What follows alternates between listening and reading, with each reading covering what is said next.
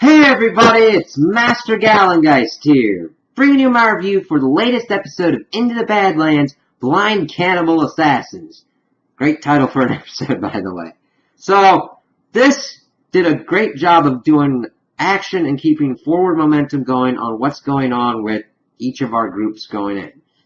The main kind of focuses in this episode were the Pilgrim, the Widow, and Sunny and Baji eventually getting mixed up with the Cannibal Assassins as well as Moon. So, the one that took up the least amount of the episode was also this MK storyline, where we see him getting ready to go after Sunny, told to caution him and telling him to stop chasing blood for blood, him going off to go kill Sunny for killing his mom. And since Sunny's lost his wife and he's got a kid, the kid's going to need to be taken care of. And Odessa was kind of being a little bit jealous and saying, listen to her. But MK does it and goes off on his own. And he does this without even getting the wound that he had gotten in the last episode treated. So he's being a dumbass. It factors in later on, kind of flowing into the rest of the episode. We also see that the Pilgrim has become even more well known as we see Chow goes in. We see this dude locked up and he's wondering if she's coming to kill him. We find out that that's her brother and that he's in there because he had taken Cogs to set them free. She of course goes, I'll let you out if you agree to go after the Pilgrim for me, since he took out one of my outposts. He said, no. She sends the people in to beat him, drags him out, and starts executing the people, well, one person out of a line of a couple that had helped them get the Cogs to escape. So you're going, alright, I'll do this. So that's getting into a good portion. We see that the Widow is now getting pissed off with what's going on and decides to go meet up with the Pilgrim herself, with her Viceroy in tow, because they have been sending flyers like, come to a new Azra, kind of like a resurrected Azra kind of thing, and she's lost all these Cogs because of it. So they're going, all right, we got to nip this in the bud. So they go off, and that's around the same time that the Assassin Ninja people have kind of come and know where the island is. Chow had given that information, so like, okay, this could get kind of messy. They get in there, and they're kind of talking with the Pilgrim. Of course, we get the Pilgrim and the Widow by themselves, and we get the High Priestess, let's see, Cressida, or Cressidia? Well, we finally got a name for her, and they go off and they're just kind of talking about everything that's going on within the Badlands. Cressidia talking about faith and whatnot with Lydia. Lydia, of course, having experienced the bad side of faith with her father. But, of course, Cressidia is saying that if you just let people keep these miserable existences, it's not going to work. Nothing's going to change, and the cycles will just continue. I'm like, I kind of like them. Trying to get Lydia to join them with what's going on. While this is continuing, we see that Chow's brother has gotten into the island in a very cool infiltration way, having a boat with a dead person come in. They pop up the water, take out. We see them just there's this great shot of we just see this panel with the paper that you can kind of see, not see through, but you can see shadows, and then just going through and taking out the Pilgrim's people. And we finally get to them getting in position, getting ready to take them on, but only Castor is there. The other woman has been sent off by the High Priestess to find another Dark One that has awakened, leading us to MK. Okay, I didn't know if they were thinking of MK or Henry, but I'm glad they're going more the MK route, because it looks like we could do some interesting things that way. Because the High Priestess is saying, this is your challenge to get over losing Castor and then welcoming our new brother or sister in here. And they use this kind of weird-ass Geiger counter to find these Dark Ones. I'm like, ooh, new one. That's cool. So, we finally get to the crescendo when they just start, Chow's force starts attacking the Pilgrim, and it's a really cool scene. We see that the Widow protects the Pilgrim protects the High Priestess, and the High Priestess and Lydia kind of go off while the forces do this really amazing fight scene. We get to see everybody just really kicking ass. We see the Pilgrim using very kind of blocky and I go tanky, earthy kind of moves. His style reminds me of kind of like earthbending from the Airbender series, where he's just really fixates himself as the strong point in the room and just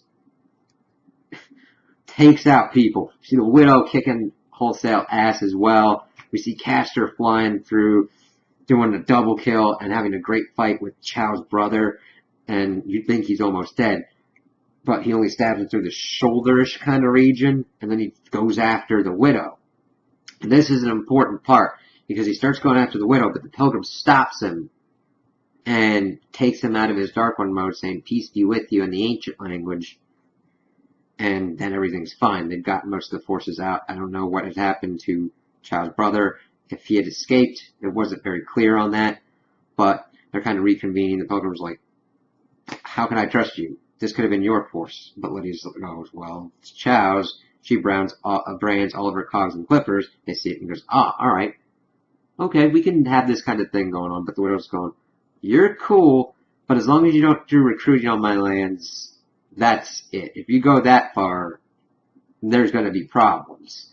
So there's not much of an alliance, but at least a truce between them that has come about. I'm like, okay, that's really kind of cool.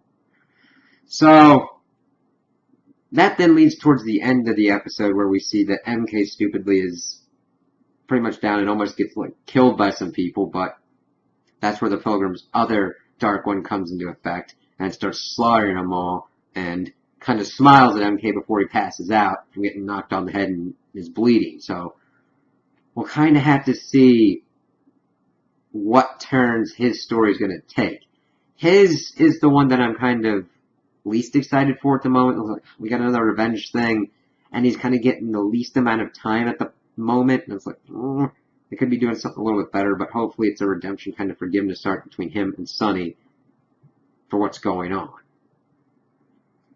The biggest, another big portion that was taken up was Sunny and Baji. And this was really cool, and what they did going back into kind of Sunny's past. They get to this blind old man, and he wants them to sit down and have food with them, and they do, and he pretty much spikes it so that they go to sleep and takes Henry, and they're freaking out, and they go through, and they're able to find an underground hospital. And I like seeing that. We see all these kind of weird things, and we see Quinn is written, and it's like, what the hell? And then we see Sunny see this because it was on this dead fetus in a jar. And we see Quinn's sigil, and we're going, oh, what's going on? And they get surrounded by these people. It's like, what the hell? And we find out that it's this group that are blind, and they eat people, and they want the baby. And that they're giving them the rare chance to join them because they believe that the baby should be separated from the father. So he's going, okay. He takes this offer seriously because he doesn't want anything bad to happen to his son. I was just like, okay. And he goes, all right, I'll think about it. And then we get the information as they're being hung up that Sunny and Waldo were Quinn were responsible for what happened to these people. That they kidnapped and mutilated Quinn's son. They were renegade clippers, and this was the time when Sunny was a cult to Waldo. And they got a very good young Waldo here. Both looking the part and also sounding like Stephen Lang's Waldo. They did an amazing job with that.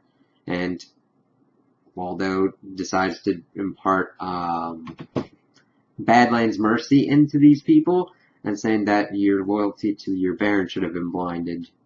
And now you'll learn about that. And takes out one dude's eyes, and then Sunny takes out the woman's eyes, who is the woman that is holding and taking care of Henry at the moment.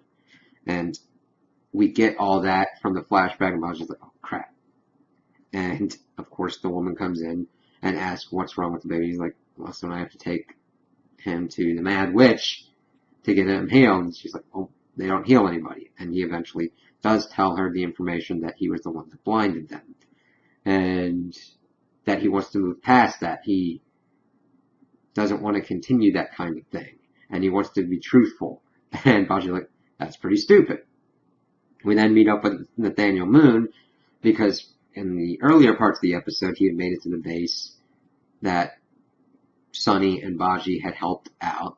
And the dude's going, yeah, that's him. He helped us out. He had all these moves and all that. And he says, we need all this help. And then Moon's not having any of it. Revenge is his only response at this point. And he stabs him and says, all right, send about that kind of stuff and get a new commander here. He's not in charge anymore. And drives off, and he gets taken by the blind old man too and brought down there as well. And Sunny and Baji are trying to figure out a way to get out because Nathaniel has been unarmed and his thing's sitting right there, and they're able to work out. And Baji and Sunny are able to kill 2 people and get themselves unhooked. But they're going, listen, Moon, if we let you out, are you going to fight us or what? And he's like, yeah, my honor demands it. It's like, all right then, you're going to stay here. And then we get this great fight scene as Baji and Sunny are trying to like escape, and just seeing how these blind cannibal assassins work.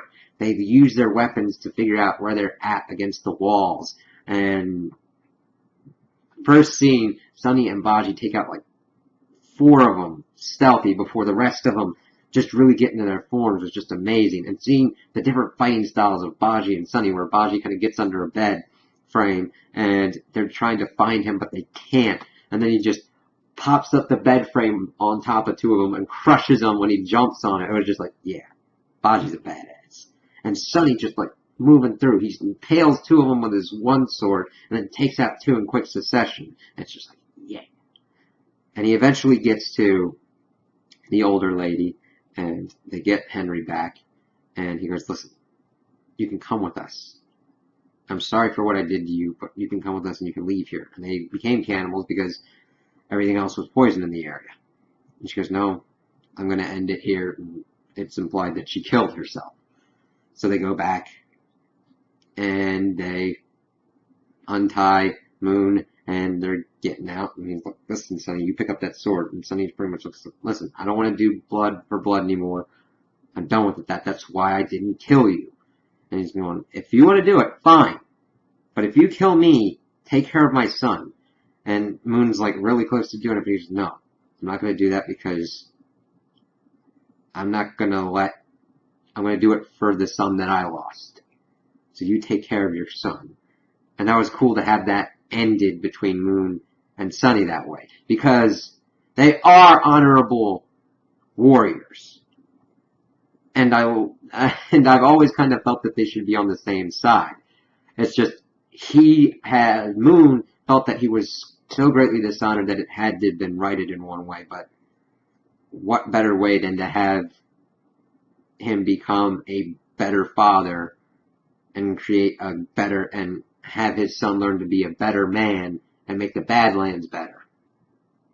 That's kind of cool. So we'll have to see how it all pans out and see what goes on with Moon, because he said, then don't come into the Badlands anymore. They want you. You're wanted. And God, it was just really cool seeing that kind of end for it.